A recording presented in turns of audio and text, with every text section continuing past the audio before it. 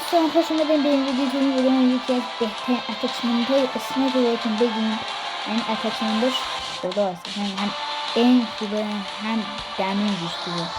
اصلا با این استفاده میتونم به کارش ببرم، هم داخل دوئل فقط بیشتر داخل بتل هم بکنه. خب بیشتر برای چیه، برای میلتی و دوئل و این چیزا. دوئل اصلا قشنگ شما میتونید با دوستاتون قشنگ مراقبت کنید. ایم عالی، دمیج عالی، با این که بهتون کفید. خب البته این اتچمنت که بشونین شما برین عکس بگیرین و بزنین داخل اتچمنتاتون دیگه. و خلاصه دیگه خب شما حتما میخواین که اسنیپ این سریع باشه، این سریع این بگیره.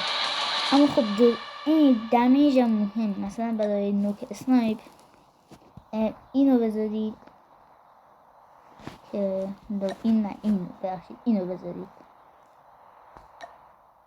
همونطور که من گذاشتم اینو بذارید. و برای اینجا اینو بذارید. از اسمشون اینجا باید از اسم دقت کنیم. واسم بهتون میگم نه، اینجا باید از قسمت اسم تشخیص بدیم. مثلا از اسم تشخیص بدیم که من انگلیسی بلد نیستم. و حالا خب تا این دوتا دیدیم و حالا بریم برای اینم به ظاهرش هم میتونیم چیز کنیم. دوستان همه اینا عکس بگیریم و بعد اینو بذارید. من اینو گذاشتیم چون اینجا اکانتم هک شده. خب بعد به اسمشون به شکلش هم دقت کنید. و این که رو نمیشه بگید فرق نداره. و برای چیزتون هم میذارید. و برای اینجا اینو بذارید.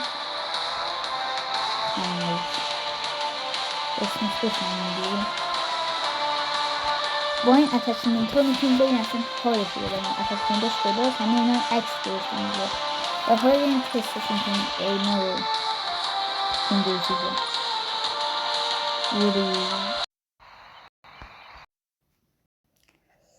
خب بریم برای لول 305.